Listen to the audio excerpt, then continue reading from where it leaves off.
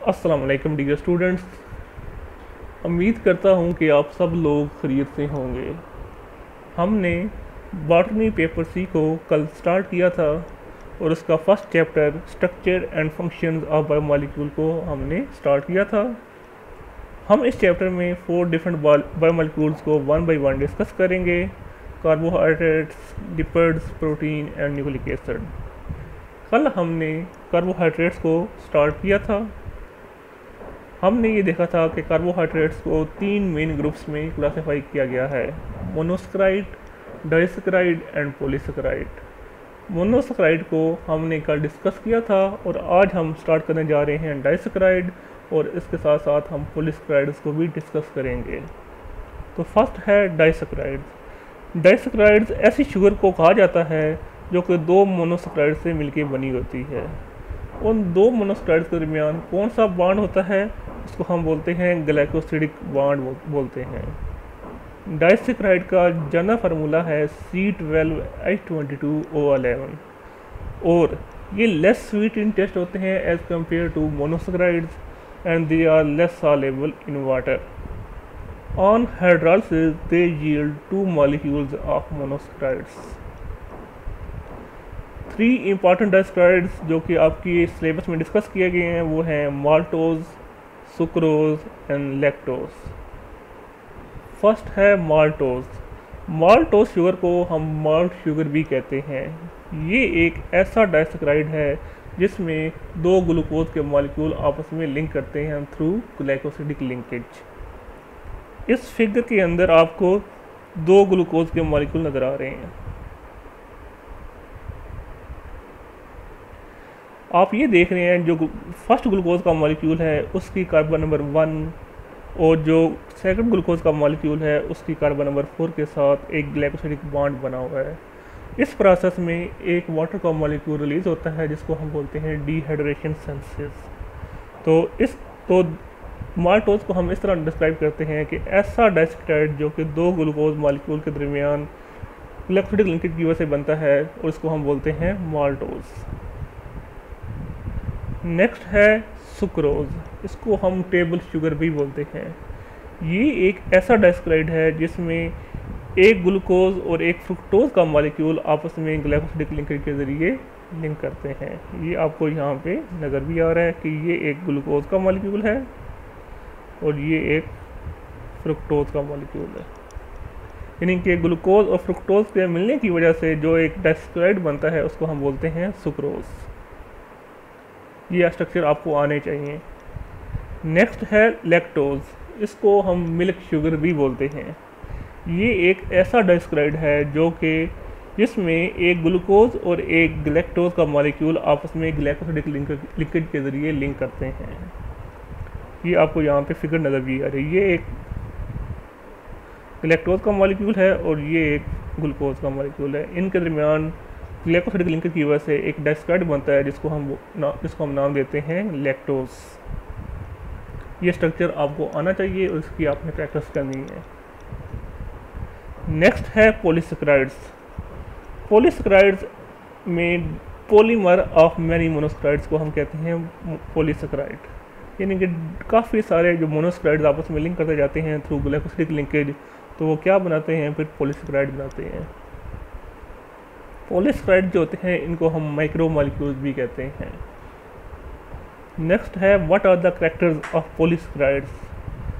Polysaccharides are tasteless, they are separately soluble in water, and they are the most abundant in nature. They are usually branched or unbranched. कुछ polysaccharide जैसा कि starch act करता है as a storage material in plants, and glycogen act करती है as a storage material in animals. इसी तरह कुछ पॉलीसैकेराइड जैसा कि सेलुलोज प्लांट की सेल वॉल को बनाती हैं और काइटिन फंजाई की सेल वॉल को बनाती है। कुछ बायोलॉजिकली इंपॉर्टेंट पॉलीसैकेराइड्स के नाम ये हैं: starch, glycogen, cellulose, chitin, pectin and dextran. First है स्टार्च।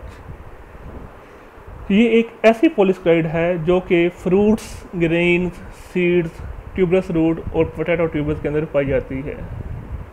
ये प्लांट्स का मेजर स्टोरेज कंपाउंड है और स्टार्च आयोडीन के साथ ब्लू कलर देती है और स्टार्च के अंदर 1,4 एज वेल एज 1,6 लिंकेज भी होते हैं।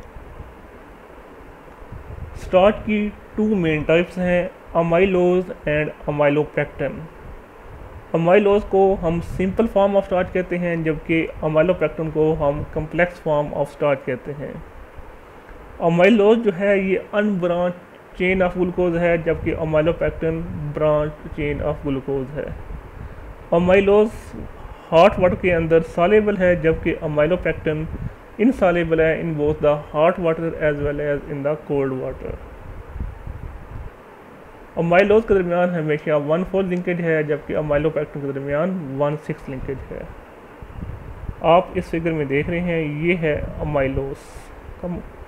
आप देख रहे हैं इसमें ग्लूकोज के मॉलिक्यूल एक स्ट्रेट लाइन के अंदर ग्लाइकोसिडिक लिंकेज के ज़रिए अटैच होते जा रहे हैं और इसमें जो ग्लाइकोसिडिक लिंकेज बनता है वो हमेशा कार्बन नंबर 1 एक मॉलिक्यूल की और दूसरे मॉलिक्यूल की कार्बन नंबर 4 के दरमियान बन रहा है। तो इसलिए हम बोलते हैं कि अमाइलोज में 1,4 लिंकेज होता है।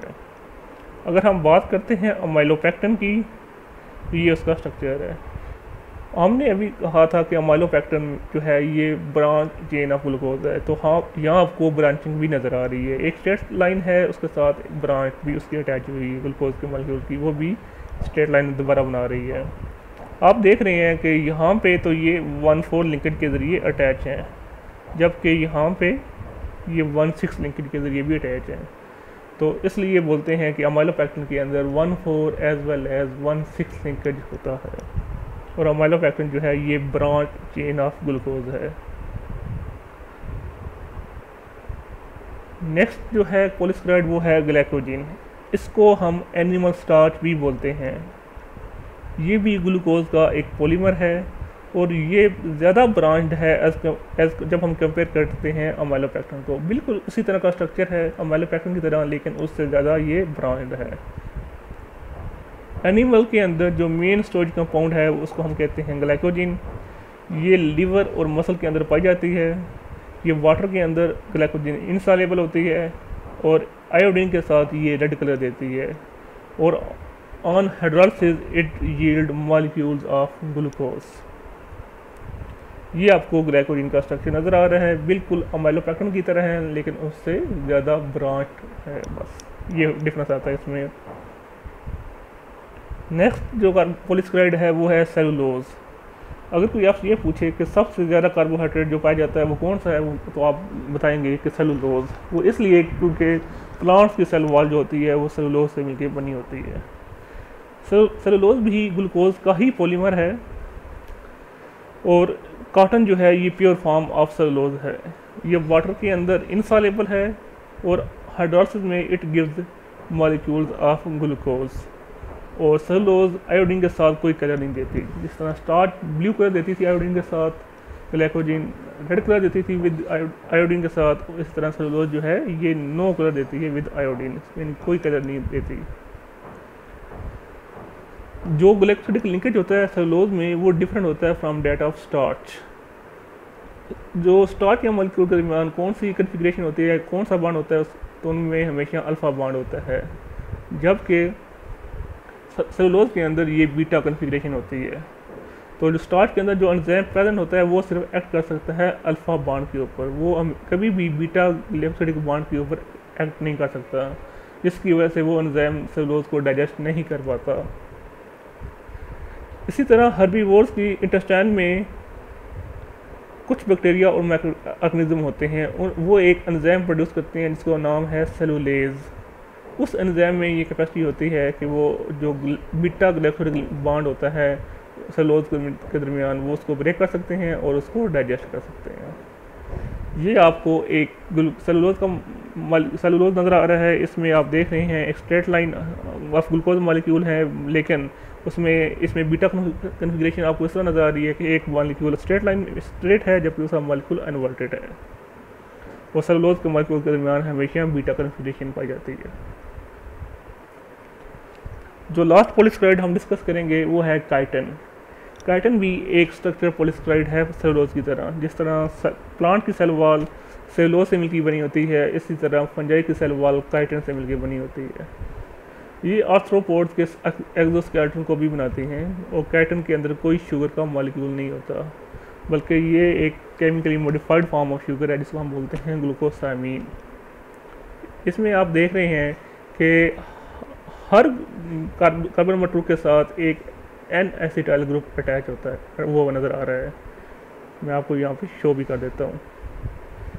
ये कार्बन नंबर 2 के साथ, ये कार्बन नंबर 2 के साथ क्या चीज़ अटैच हुई है? एन एसिटाइल ग्रुप, यानी कि ये chemically modified form of glucose है जिसको हम बोलते हैं ग्लूकोसामीन। इसलिए ये लिखा हुआ है कि chitin has no sugar in its molecule. Last में हम डिस्कस कर लेते हैं importance of carbohydrates. Carbohydrates cells के तमाम पार्ट्स के अंदर पाई जाती है। आपके सेल कोई भी हो, उसके तमाम पार्ट्स के अंदर कार्बोहाइड्रेट्स प्रेजेंट होती हैं। कार्बोहाइड्रेट्स जो है ये ऐड करता है एज ए स्टोरेज कंपाउंड।